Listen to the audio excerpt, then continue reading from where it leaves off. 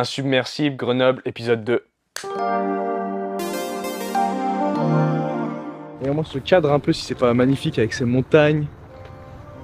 La neige là, on a la neige en plus en ce moment. Ça fait plaisir. Quel jour pour attaquer?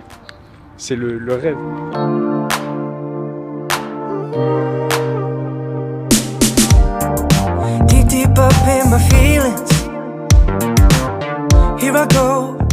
En rentrant de Cap-Breton, le médecin m'a donné le feu vert, donc j'ai repris à la maison. C'est important de reprendre là où j'ai confiance, et justement Grenoble c'est l'endroit où j'ai grandi. Juste de pouvoir faire sa passion, ça change la vie. Hein. Je peux avoir que le sourire. Hein. Et là, l'eau aujourd'hui elle est à 15 degrés.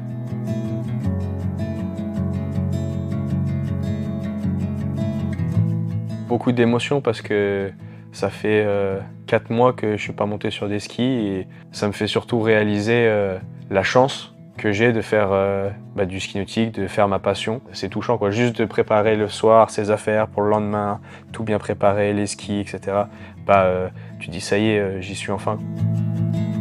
Il y avait de l'impatience et du kiff. Après, pour être honnête, j'ai pas pu refaire grand chose dès le début. Hein. Premier tour, j'y suis allé tranquille sur l'eau pour juste reprendre des sensations, voir si ça allait.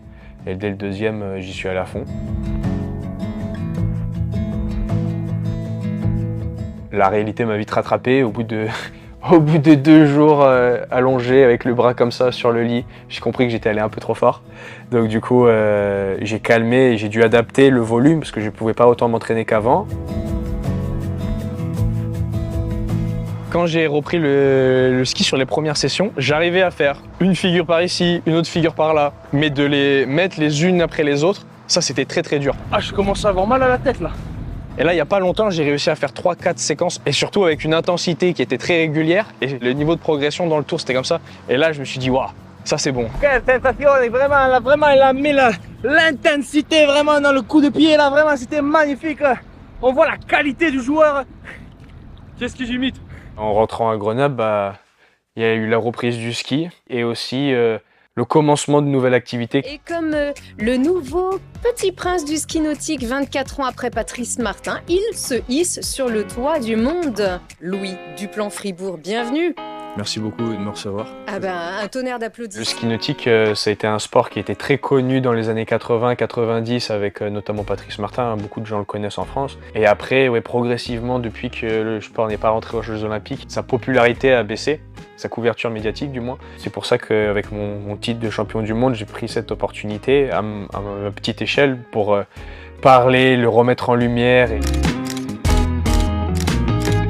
Donc j'ai fait beaucoup de médias, de com, j'ai fait beaucoup de recherches de partenaires. D'ailleurs j'ai des super partenaires qui m'ont rejoint dans mon aventure. Je me suis investi avec mes partenaires du coup pour développer, par exemple comme avec Camaro, on est parti en Autriche développer des nouveaux équipements. Moi à ma petite échelle j'ai voulu justement mettre le ski nautique en valeur et surtout le partager avec la nouvelle génération. Donc grâce au ministère des Sports, j'ai eu la chance d'aller dans différentes écoles pour parler du sport de haut niveau, de ma passion, du ski nautique. On a rendez-vous avec une école de Grenoble, de Pont-de-Claix exactement. On aura une petite présentation de 1 heure du ski nautique, ils vont poser des questions. Et après, la deuxième partie, on fera une séance de sport avec eux. Donc petit échauffement et on fera un ballon prisonnier.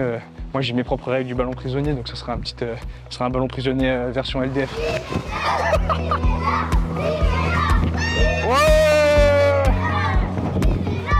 Comment arrives-tu à te tenir sur l'eau? À chaque fois, il y a des questions.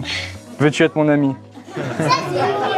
Et en fait, en gros, si j'arrive bien dans le tremplin, ça fait le saut qui est là. Vous êtes célèbre, non? Célèbre, non, on me reconnaît pas dans la rue. Chaque fois qu'on fait une figure, ça vaut des points. Et donc du coup, les figures, c'est ce ski-là. Ça se passe comme ça. C'est comme du ski alpin.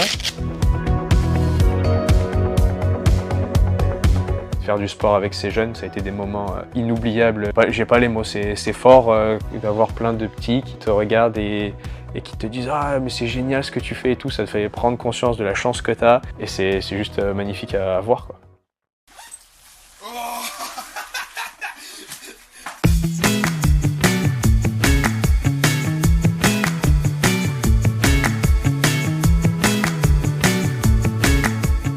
J'étais subjugué quand j'ai vu que quelques mois après, il commençait à reskier, il était en forme. Et il a gardé cette discipline quotidienne et aujourd'hui, c'est ce qui fait sa force. Hein.